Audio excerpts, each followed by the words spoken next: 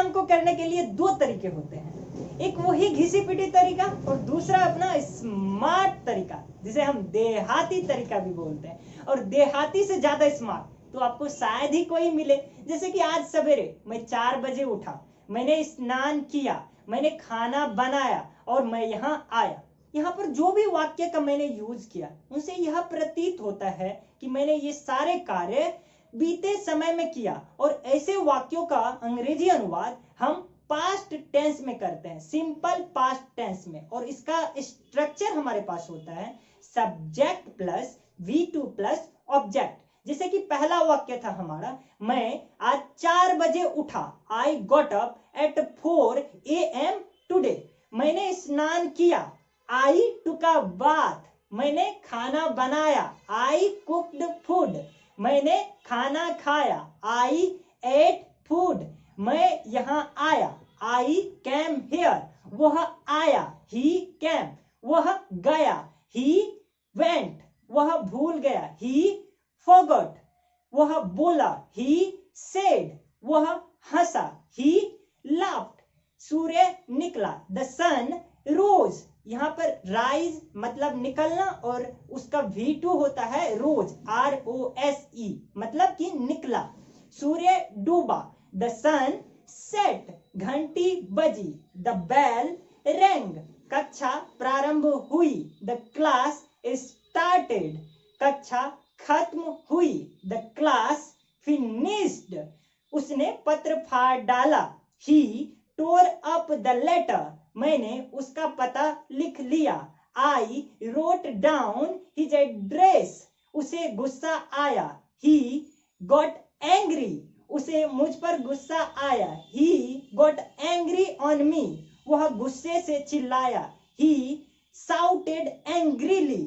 आज सुबह मैं 4 बजे उठा, I got up at 4 AM today.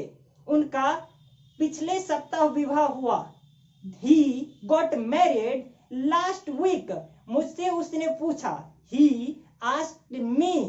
उसने जुड़वा बच्चों को जन्म दिया, she gave birth to twins।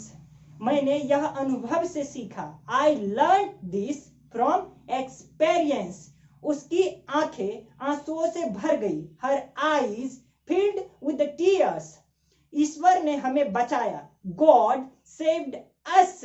मैंने मोमबत्ती बुझाई, I blew out the candle। मुझे यह नौकरी संयोग से मिली, I got this job by chance। वह दौड़ में प्रथम आया, he came first in the race। मैंने यह पुस्तक दुबई में खरीदी, I purchased this book in Dubai. उसने मुझे 10 रुपए की एक करक note the, he gave me a crisp 10 rupee note. यहाँ पर crisp 10 रुपी नोट का मतलब करक 10 रुपये का नोट। उसने इस समय नागपुर छोड़ा, he left the Nagpur at this time। भूकंप ने पूरा गांव नष्ट कर दिया, the earthquake destroyed the whole town। the earthquake destroyed the whole village। मैं तो थक गया हूं, थोड़ा सा ब्रेक ले लेते हैं, लेकिन ब्रेक के बाद फिर मिलते हैं। यदि आप हमारे चैनल पे नए हैं और हमारे द्वारा प्रोवाइड की जाने वाली कंटेंट से संतुष्ट है तो चैनल को सब्सक्राइब जरूर करें। धन्यवाद। ब्रेक के बाद स्वागत है आपका। आइए कुछ और सेंटेंसेस को देखते हैं। मीटिंग 2 घंटे चली, द मीटिंग लास्टेड 2 hours। उसने मुझसे झूठ बोला, he lied to me। वह शांत रहा, he kept quiet। या फिर he remained silent। उसने मुझे धक्का दिया, he pushed me over। उसने चाय में गलती से नमक डाला, he put the salt in the tea by mistake।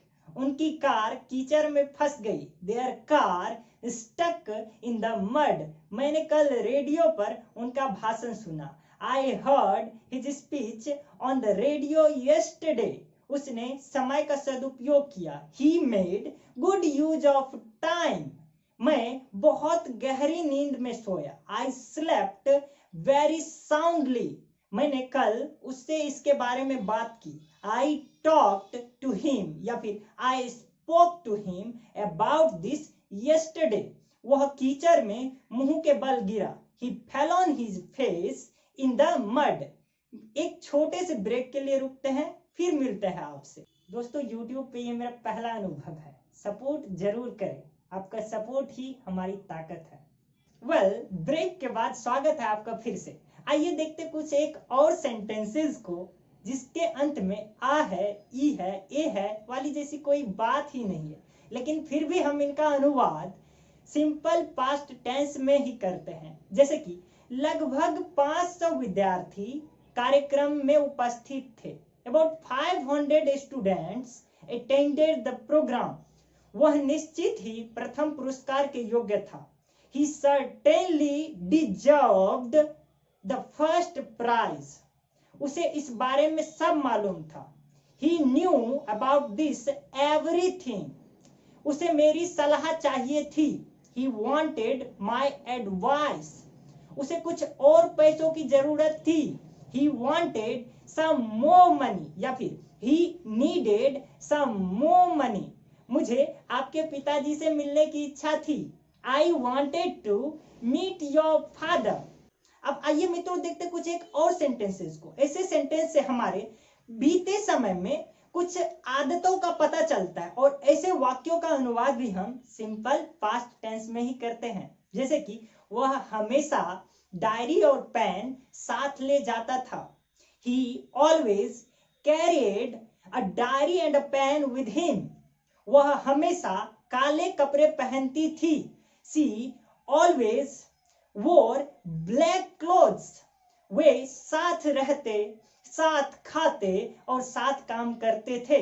They lived together, ate together and worked together. वह हर रात बच्चों को गाकर सुलाती थी। She sang her child to sleep every night. तो दोस्तों उम्मीद करता हूं कि इन सेंटेंस से आपको थोड़ी बहुत मदद मिलेगी, थोड़ी बहुत नहीं बहुत मदद मिल जाएगी। आप अगर हमारा कंटेंट पसंद करते हैं तो चैनल को सब्सक्राइब जरूर करें। इसी तरीके के इंटरेस्टिंग वीडियोज के साथ हम आपसे मिलते रहेंगे। Thank you very much, thanks a lot.